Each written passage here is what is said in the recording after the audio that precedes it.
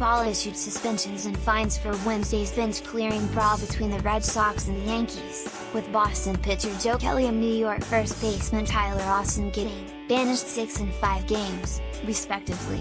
Soon to follow will be discipline for the Rockies vs Padres fracas. What baseball won't issue is any kind of edict to try to limit the scope of these melees, so they'll continue to occur despite their obvious potential for injury, not to mention the stain they leave on the game.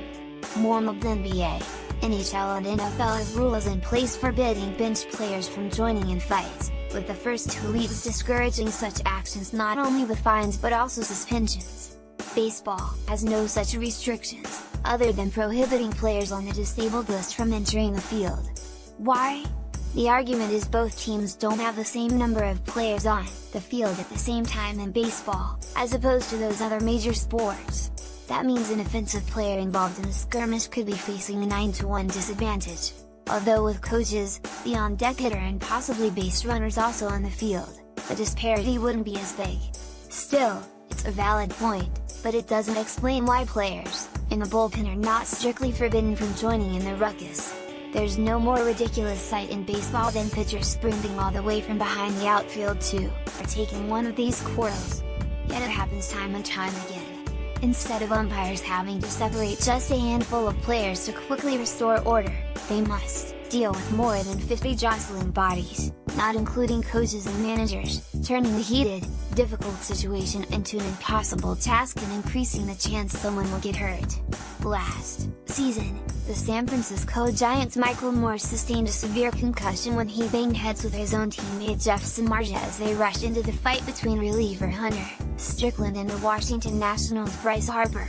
The injury ended Moore's career, much the same way a concussion incurred in a St. Louis Cardinals-Cincinnati Reds scrap in 2010 forced catcher Jason LaRue out of the game. Neither LaRue nor Samardzija was on the field when the incidents happened, but their intervention had fateful consequences.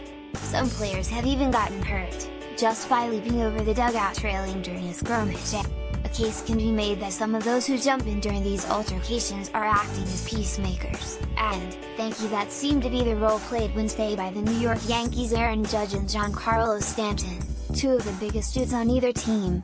But that hardly seems like enough justification for allowing both dugouts and bullpens to empty out, which more often than not escalates hostilities.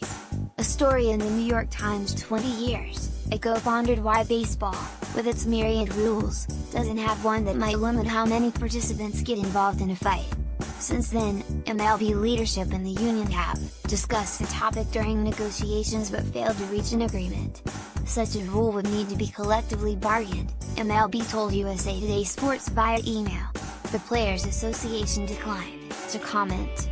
In recent years, baseball has implemented measures to avoid catchers getting blown up at the plate, to protect middle infielders from aggressive takeout slides and to prevent concussed players from returning to action before they're ready.